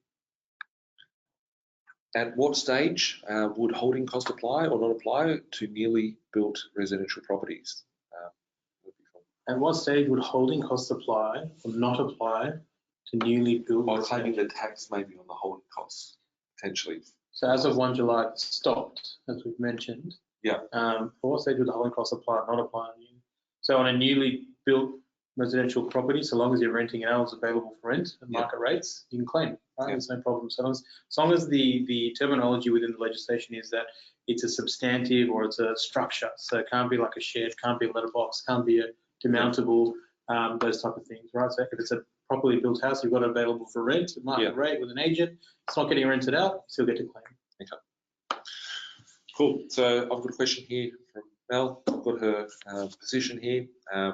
I was having a strategy session with her on the phone before webinar. And I said, we've got to go, we've got the webinar on. So her question was, when/why would you start using trusts for cash flow properties? Currently own 4 in-person names. It's a position here. It's a very, very good question. I think a highly important question. So the first things first is that there's a lot of property spruikers and a lot of property guys out there who, will die by the sword of the trust, saying that the trust is the bee's knees and everything you need in life you'll find inside of a trust. I don't tend to be that way. I think I'm a little bit more conservative and balanced in the sense that I think trusts can benefit you at the right time and the right location in your property journey. But if you were to get trusts at property number 1, it could be quite inhibiting. It's an expensive structure to set up, to maintain, and sometimes the banks don't look at it as favorably as just a normal resi property in your name. But there is also a question as to when, and this is the question that Mel's got to, which I think is good. So there's no magic number, but if you were to ask me for a magic number, for me it's always, you've got to review that particular property portfolio each and every year. And when you get to say 5 to 7, and in between that is 6 for me, it's probably when you probably consider what type of future property purchases you're doing, what type of properties they are. So a lot of clients, for example, they get bored after they get to 6 or 7 buying these resi properties, right? So they go, I want to do a duplex side, I want to do a development side, I want to do, buy and flip. And that may produce a lot of capital gains. So that could be useful for a trust, because a trust can hold on to the capital gains and distribute towards your family members in the most tax effective way, if it's applicable to you. If it's a property which is a buy and hold and it's got future cash flow benefits, one, you need to know whether or not there is someone you can distribute to, a partner, children, family members, etc. But for me, it's always review the position each year to know that when you do get to 5, 6, 7, 10, whatever it might be, that you and your advisor know, yes, actually it's a good time to buy a trust because we know what we're going to do with the property and we know what you're going to be doing going forward. So for example, if you've got properties which are highly negatively geared in your property portfolio and they've helped you get to this certain point, but now you drop off your income, they're no longer useful. So you might sell them, quash some of the debt, for example, and then you've got more paid off properties inside of trusts giving you income, and you can spread that out, right? I've seen a few people recently which have had their accountant set up their position, and they'll have no property, they've got one, and it's owned under a trust. And I'm like, you're paying stamp duty from day one, and you negative gearing. Tax, You've got land tax from day one, you've got negative gearing, losses trapped in a trust, and people's positions are really screwed up. So I had a client who went to a property team or whatever they're called, and they went to her, she's a single mum, very nice lady, and they loaded it up with 3 trusts before she bought a property. So she was out like 7.5, 10K. And then she has 2 properties with 1 trust, and I think a property in each other trust. So like, we kind of feel bad with the bill that we send her each year, but we have to because that's our prices, right?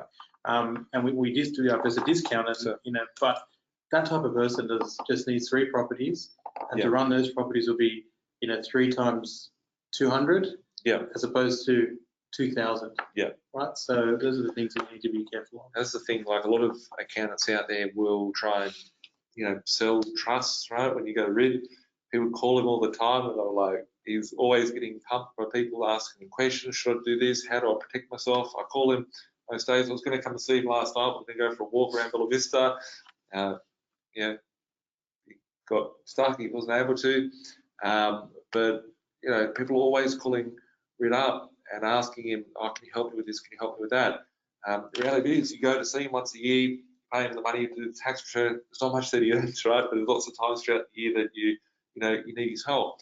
A lot of accountants look at it as an opportunity to be able to charge you extra by selling you these trusts that you may or may not need. And that's the importance behind it. Like, it's important, right? You've got on camera, live, the accountant telling you that make sure it fits your position, because everybody's position is different. Yeah. And yeah, like my thoughts would have been, Mel, from our chat, that you could buy a few more properties in Sydney and a few more in Queensland before it start looking at that. That would have been my thoughts. A few more cash flow properties. Claim that stuff under your personal. But yeah, something maybe you guys can have a chat offline. Good portfolio, like it's a nice portfolio, right? I just think that should buy a couple more cash flow properties, a couple more super, be able to build a nice one out and make it nice cash flow positive. Nikki, hi Red, we're replacing a hot water system in one of our properties before June 30. How is this treated for depreciation? So hot water systems, the scrapping part you can do, right? So you can write off, if they charge you $1,000 to scrap it and tip it because they're quite heavy.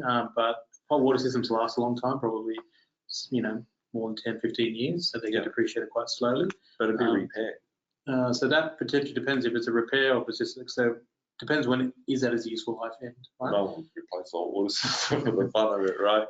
So it's one of those things where, depending on the nature of the particular engagement you're doing with that asset, it can change, but definitely the scrapping depreciation you might pick up a little bit more depreciation in the initial years. Dragon, as an owner of a company, if I was an employee of that company, reached my 25 grand super contribution cap, should I continue to contribute to my super and pay a higher tax, or do something else with money within the company, such as pay bonuses? Yeah, look, so it's a really good question, Dragon, really sophisticated question. So 2 things. First is that generally these type of questions are financial planner driven, but obviously we deal with a lot of individuals, companies and their personal super contributions.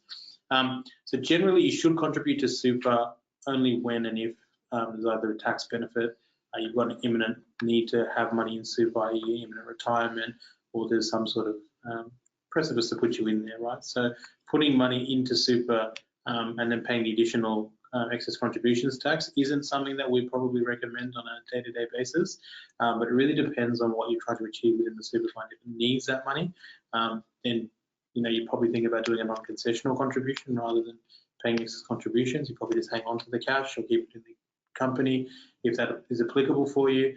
So it really depends on the particulars of what you're trying to achieve going forward. But I would suggest that the ordinary circumstance would be that you would retain the money either paid out to yourself, and you wouldn't pay the excess contribution put into super, because it is a long-term, long horizon investment super. So once it's in there, it's in there, and you don't know what tomorrow brings. So once you're doing the max in terms of 25K, that gives you the tax deduction that you're probably looking for, and then subject to any financial advice, if it is beneficial for you to pay the excess contributions, which would probably be similar anyway to your rate, then you could certainly do so. For me, I wouldn't probably plug away my money to super if it's going to be the same tax effect.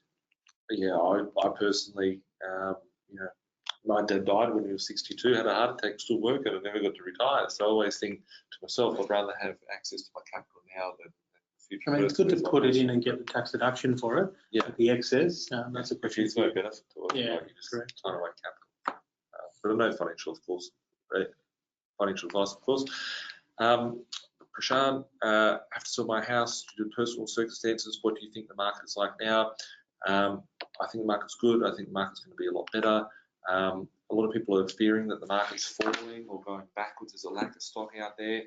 Property is appearing as a very good investment vehicle, especially due to the fact that shares aren't paying return.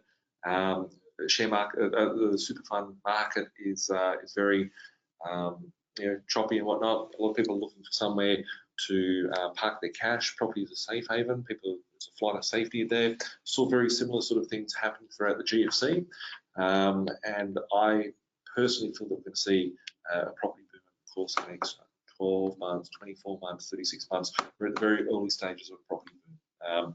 We saw the market rise since June 2019. And the market has not slowed down at all. It's actually rising more. There's less and less stock in the marketplace. Interest rates almost at zero. Stimulus packages floating around. Rent returns on lots of properties are 7, 8, 9% yields, 10% yield still. Lots of factors that are pushing for property price to go up. They pour in there the first home in a grant or the home in a grant to you build, and that's going to be a big recipe for a property boom. So market's solid at the moment. I would love to see nothing more than the market crash at half, right? I would be the happiest guy ever, right? The only thing that could complete 2020 for me would see the biggest, messiest property collapse possible, because the opportunity to go out there and pick up assets to achieve would be greater. But this is not what we're seeing. We saw that occur 2 years ago. The Sydney property market stepped back 20%, when a lot of other property markets stepped back by 20%. And we're in a boom phase at the moment. Some data that I was reading out yesterday on a Facebook Live, the Sydney property market had risen 15.2% for the year ending 2019 to now. So yeah, 15.2%. So it's really interesting. That's what sort of called before. Logan Haynath wants to go with a flashy Ralphie shirt. I didn't even realise the brand of that. I bought a few shirts the other day just because I hadn't worn a shirt for years. And, just like my property portfolio expanded, my gut also expanded. And I just thought I'd wear a little bit corporate, to instill a culture of leadership in the organisation here. So got some new staff that started, just thought I'd wear it, but still keeping true to myself with all the rest of my get up. It's just a shirt. So yeah. I know, when does the ATO debt start affecting your credit score, and when does it take effect? Does it previously affect the history of credit score? So no, it's not retrospective matter, which is good. And so I don't think it's got royal assent yet, but I think it probably would be in the next 12 months. It probably will get up there. So it's something that you need to be aware of. But it's not retrospective, so you're okay. Christian, do first home grants apply to an investment property? No, not in the current format. However, if you were getting one of those builds type loans that are coming on, that's available for everybody by the looks of things. So the opportunity there to get those construction boom benefits is possible. Personal viewpoint is don't buy a property due to the fact that you're trying to claim a first home grant. If you'd like, maybe reach out to the team, maybe book in for a map session. We can talk strategy to move forward. I see a lot of people try and skirt around to get a first home grant, but really they're just leaving a vacant rental property and buying something that wouldn't necessarily fit their position in order just to try and save a few dollars that the government's handing out. So it's really important to build the investment strategy, not just trying to buy something so you can claim a first home grant.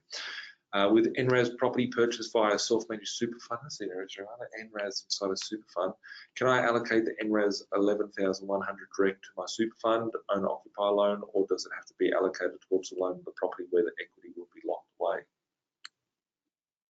That person's obviously referring to the state and federal incentive. So you would go back to your SMSF fund.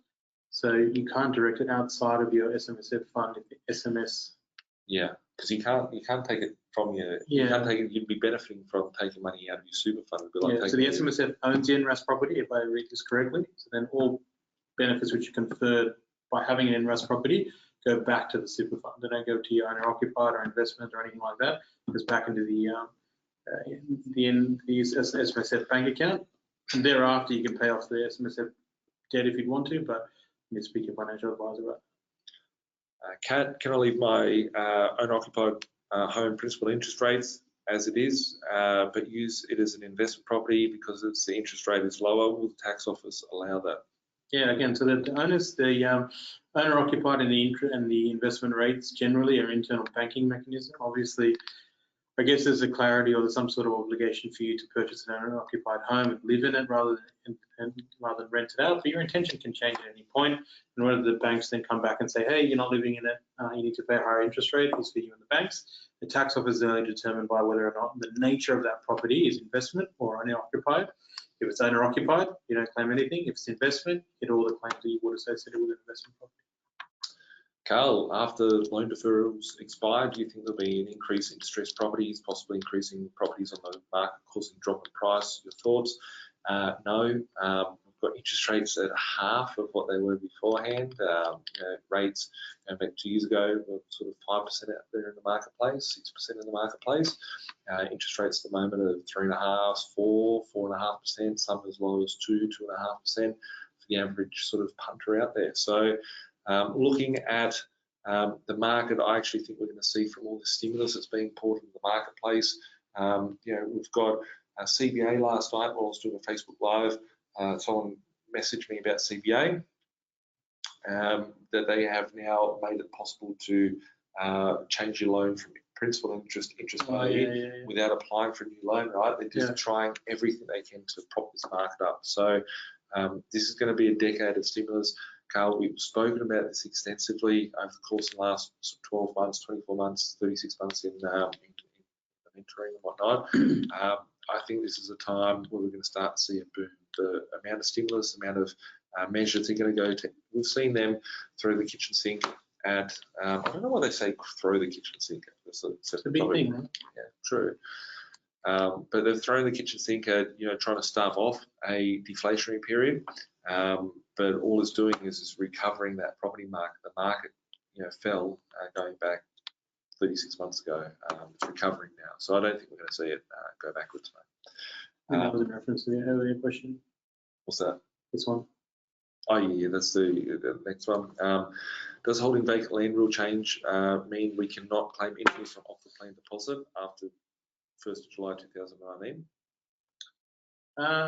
No, I think it's only in reference to vacant land. So I think you should be in a position where you are okay to claim that. It's acquisition cost for a property that hasn't settled. So I think it's referring to something that's going to settle in 2022. So yeah, I think you should be able to claim that still.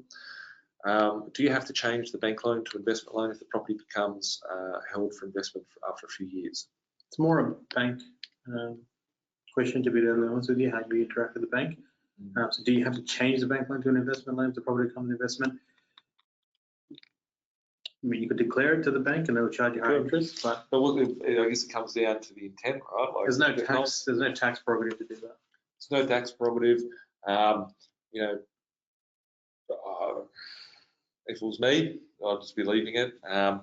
You could have the intention to go back to the property one day as well, I guess. So yeah.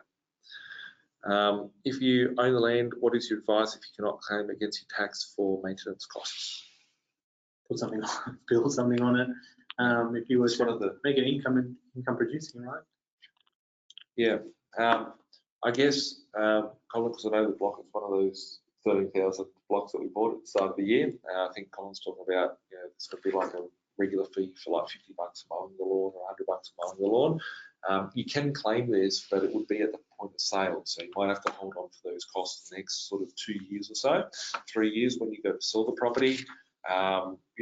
It'll offset the profits that we make on the property. So you're capitalising on the expenses. Yeah, so you're still claiming them, but it's just capitalised. If a couple separates, and let's say I own an investment property and my ex moves into that investment, can I still claim the deductions even though her name is on the mortgage and not on the title?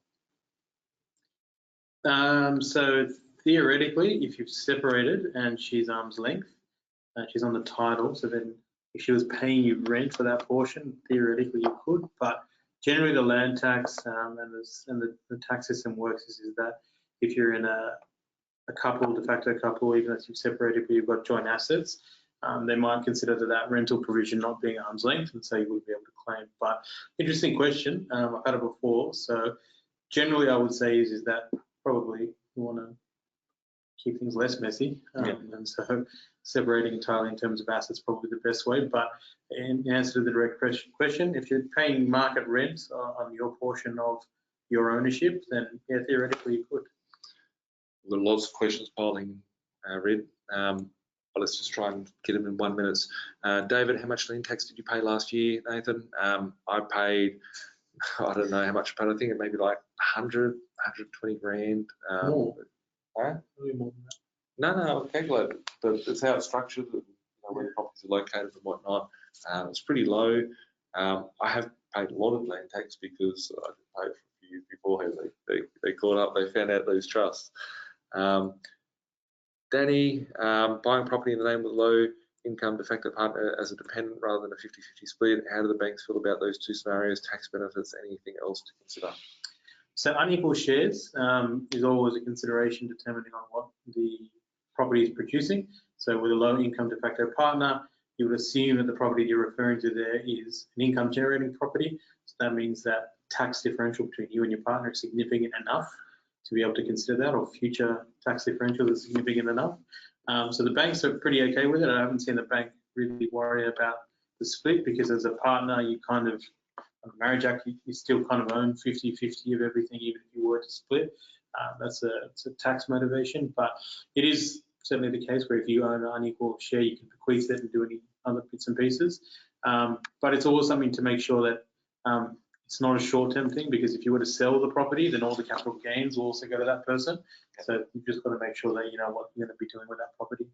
Steve has a question here. Second incomes, are they not charged at 50%? I heard the rumour that this was the case. No, they're not. So second incomes generally are not charged at any other different tax rates of what they are. What it means is that if you have a second job, they tax you at a higher starting rate for what would be your progressive tax. Yeah. So first $18,000 of your income generally in the employer is tax-free, and then it goes up progressively. So if someone was on 40 grand a year and they got another 40 grand a year job, ultimately for the first 40 grand, like the first job, they'd have the tax-free thresholds and whatnot. On the second job, they'll tax you, but when it comes time to go to see Red, it all blends out.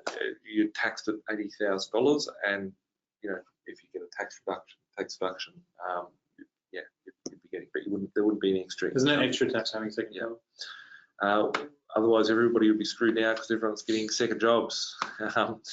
When you sell a property, do you have to pay back the ATO depreciation funds you have received? You add back the value of the depreciation to the cost base, and so you pay tax on the add back at whatever your rate is. So essentially, whatever you received from the ATO, theoretically, yes, you will have to pay back in terms of depreciation. However, if you held it for more than 12 months, you would receive the 50% depreciation, not capital gains tax. But would you not be? No. Whenever you sell, you're gonna add back. You're gonna add the whole thing back. Yep. There we go. That's why Nathan doesn't sell. Hi guys, thanks so much for the info. I have to go and start work tomorrow. Cheers. Cheers. Thanks for tuning in, everyone. If I have the cash right now available, what should I pay the 2021 before June 30? Interest strata. Jeff, you could prepay all that stuff. You can prepay a lot of expenses such as that, interest strata, all those type of things. It's okay. It's an okay policy to have to prepay and bring forward your tax expenses. But I always think, especially in the uncertain times, it's always good to hang on to capital if there's other opportunities or there's changes in your work circumstances. It's always good. If you're very confident in your cash flow and you know what's coming in, then yeah, you certainly can do that to bring forward tax expenses. I always try to keep my cash available, and I pay bills on the day that they're due, or if not, after the day, because I prefer to use that capital to make more money rather than paying it down. So, sure. Elisa wears a tie. I do not have a tie today. I only had one tie that I bought the other day, and I'm not at home to throw it on and impress everybody by wearing a tie and tying Windsor knot whilst I'm doing a live. But thanks, Lisa. Hope you're doing well. The flip-flop investor, indeed, like to wear my thongs, don't like to wear shoes. How do you feel about buying a unit where the building and pest inspection showed a fair amount of termite damage? I've got to go through that, and I'm waiting for something else, Danny. So I'll come back to you on that. But I'm okay to buy a property with termite damage if we get the right price. I want to renegotiate the property, and I look at what there's termite damage in a property as an opportunity to get something cheaper and be able to renegotiate. So it depends, I guess, where the termites are at. If it's in the roof or in the walls, it can be much more, troublesome. If it's just in a certain element of the property, if it's a double brick unit, it's in some architraves or in some skirting boards or in some door cupboards or whatever, it's obviously not so much of a large concern. So, but I am waiting to hear back on another part of that, and we've got to have a chat tomorrow. So we'll run through that tomorrow. Amanda, stamp duty rates appear to have not changed in the last 25 years. What about the bracket creep rates? Stamp duty. So yeah, stamp duty is just flat tax. So essentially the problem is that they haven't adjusted for inflation with regard to changes in property prices, generally like that. So they need to raise that threshold, to be totally honest with you, with regard to stamp duty if they were to continue to have it. I think they need to say that certain properties don't incur stamp duty, but I think I'm just going to axe it and put a land tax down on top of it. Nathan, what I think of land tax, it sucks. Don't like paying it. It's a load of shit, but it's an extortion fee and it's a cost of doing business, and it doesn't deter me from doing business. There's nothing worth payroll tax. I'm just bringing it out. Payroll is the worst, right? Payroll is worse. Did they scrap it recently? Or no? They're fucking scummy motherfuckers. Late arrival, Tom, hope you're doing well, bro. Only missed an hour or so. I'm sure great content. River knows his shit. Nice to see Nathan has upgraded to high class songs. Thanks, bro. Virtue Tax Wednesday, great content, guys. If I own investment properties as an individual, is there a way to transfer these to a trust for asset protection and minimise stamp duty, capital gains tax on the transfer? Is there a smart way of doing this? Nice thoughts. Thanks, Luke. Up to you. No, so you can't transfer. I mean, look, so theoretically you could transfer into a trust if the owners of that trust are beneficially the same as the current property that you have, but then you kind of lose the reason from a taxation perspective. You might gain a little bit by way of asset protection, but if you do get levied with stamp duty, and they change that anyway, so there is some stamp duty on that. But the long and the short is that you probably will lose the benefit of having the asset protection if you were to be able to change it. As soon as it goes into a discretionary trust, that means that your beneficiaries are not defined, so you won't get the stamp duty exemption. And if it goes into a unit trust where you own the unit, then you lose the asset protection. Just going through some of my questions here because we're running short of time. We've only got a couple more minutes left here. I thought I'd run through some more questions. Do you advise topping up your super before end of financial year? Financial planning question, Colin. Let's chat about that before end of financial year, mate. I'll tell you the answer. I'll text it to you a little bit later. Person who wrote this, school friend, mate, brother. So for a single property, can you split the loan and different owners of the loan? Yeah. Just trying to flick through because we want to get some other questions we haven't answered. I'm considering a new account in the new financial year. How do we reach out to Ridwan? So you can just email either Nathan's team or my team. So I think the admin at beinvested.com.au and we're info@onepathAccountants.com.au. Either way, reach out to Red, reach out to my team, we'll connect you some way, shape or form. Text Nathan, he'll text you my details. I don't know who. Okay. Yeah. So, but yeah, with Red, there's not many accountants out there that I trust or have confidence in. So Red is the man when it comes to this stuff. Birchie, I hope that solar farm is for the crypto mining empire we're building. It is, mate. It is. I can confidently report to you that I have got the sun with 2 computers now, right? 2 computers. I've been working on my Gizmo. I've been working on the tech project totally off the grid. for a couple of years, and it's given me some really awesome returns. So I'm going to scale that size. So it's cool. If I have a principal place, a residence, own, occupy, loan, or turn this property into an investment, does this property need to move to investment? I've covered that a few times tonight, Scott. If I need to buy a new car, would like to finance, take equity out the bank, is asking what I'm spending on it. What does it matter? I get the land tax, I get the tax benefit because of work. Is it better to use equity to take the car loan at a higher rate? I guess there's two questions in there. One is from a tax side of things. Second one is from a strategy side of things. Work out whether the car is really needed. You could use that equity to purchase another property is one aspect of it. Second aspect of it, the bank is always asking what it is, because the currency that you're using, the money is not the money, it's the banks. The bank's money is always flowing through their system. If you try and take 10 grand out or 5 grand out of the bank and ask for cash, they always ask you. And that just is evidence of the cracks of the system that we're in. Yeah, look, you always get a tax benefit. Whether you're taking out equity, you get to claim the interest against that and the other running costs of the car. And if you take out a loan, then it's the same thing. So typically cars depreciation, absolute sponges. So they're in a position where if you can get it cheaper, they get it cheaper. That's an equity position. But you need to put that in conjunction with what your future investment property journey is going to be, so it doesn't have you. I like Fabian's question. Which was that? I'm down here. From putting a granny flat on investment property, can the granny flat be depreciated? You absolutely can, Fabian. So if you've built it new out of the ground, you go get a depreciation report and you get full tilt depreciation on both elements, 43 and 40. So yeah, absolutely. Cool. For granny flats, for me personally, I look at the cost of the granny flat. A lot of people say, oh, it costs 100 grand or 80 grand or 120 grand to build a granny flat. Always look at the fact that for that same 80, 100, 120 grand, I can buy a secondary property, right? So instead of over-capitalising on the one dwelling, I can pick up properties for $80,000 to rent out for $220, $240 per week, and that cash flow ultimately, is very similar. However, that extra property could go up in value double, where your granny flat's going to depreciate in value as well. But that's just my thought on granny flats.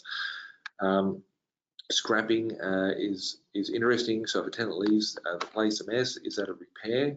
So to repair it, you may have to scrap. So that's a deduction. So say, for instance, someone comes in and destroys the whiteboards here, throw the whiteboard out, and then claim the new whiteboard that goes in, as well as the leftover depreciation on the old whiteboard as it goes out.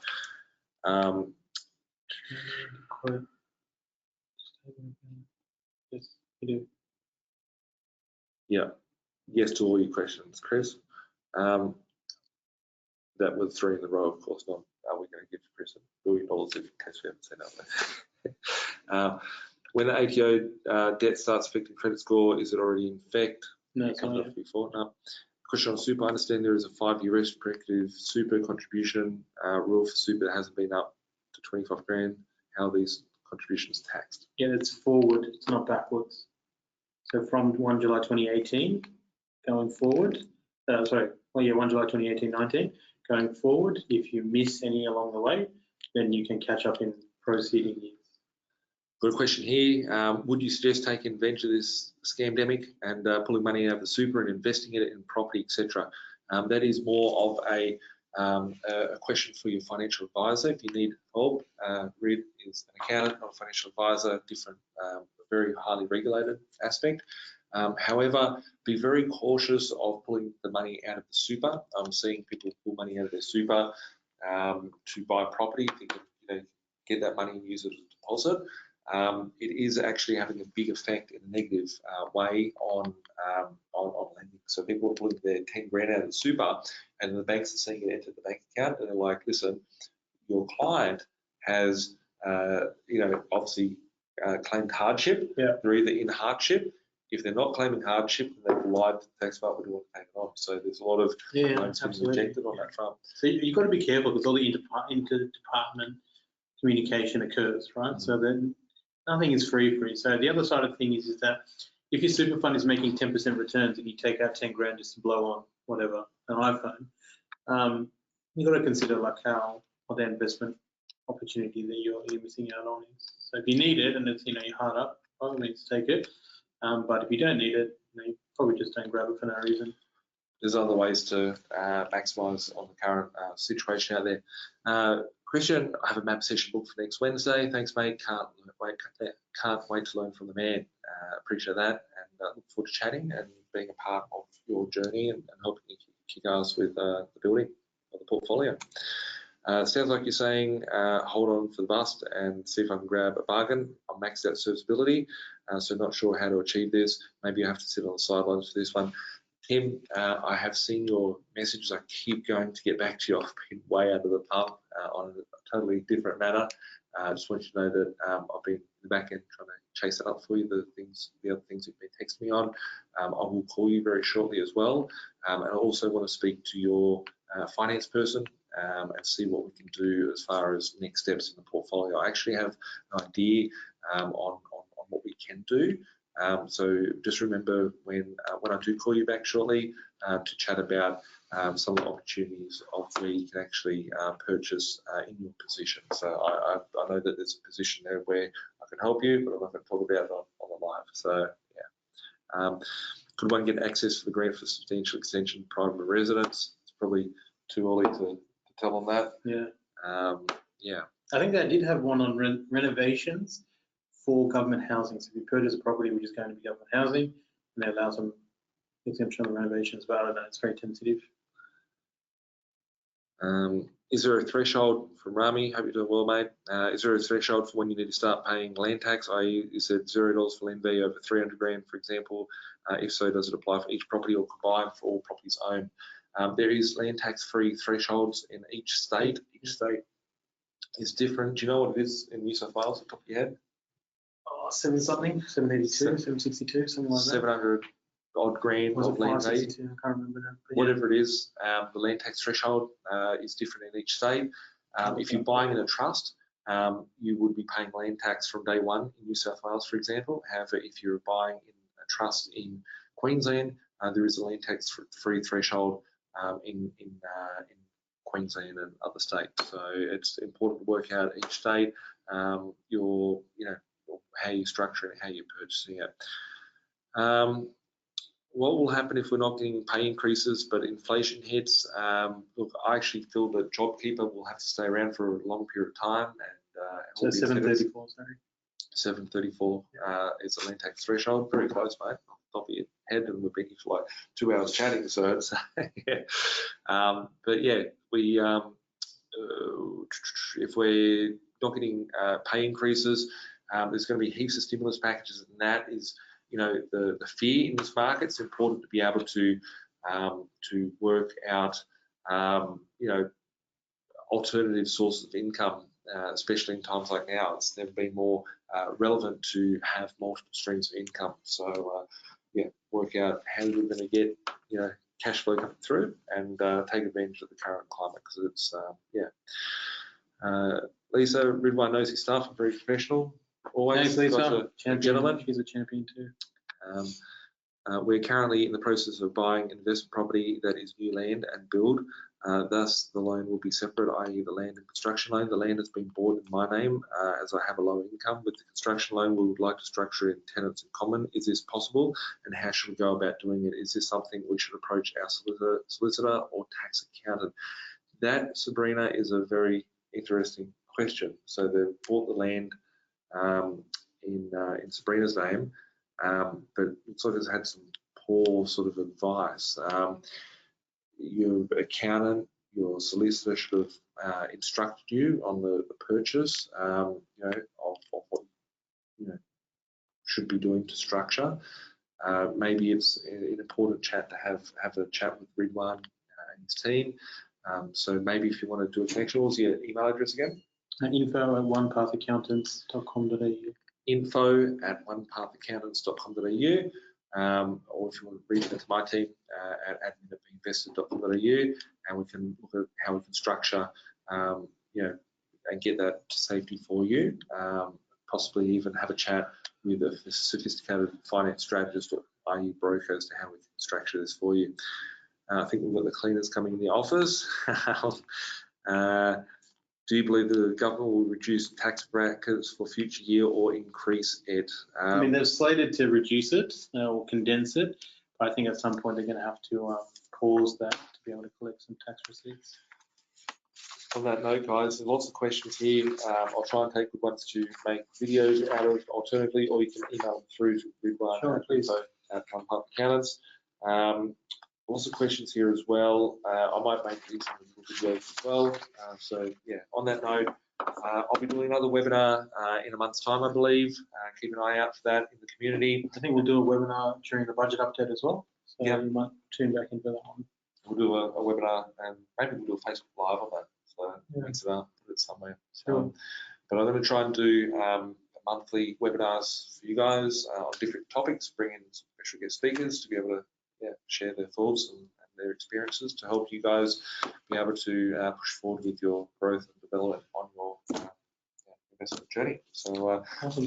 on that note, guys, if you need anything, hit up Ridwan. If you need anything from my side, hit up admin@biginvestor.com.au, and look forward to helping out if not already, being a part of the journey and helping you kick ass and taking advantage of the current climate. We'll catch up soon. Thanks for tuning in. Thanks, guys. Bye for now.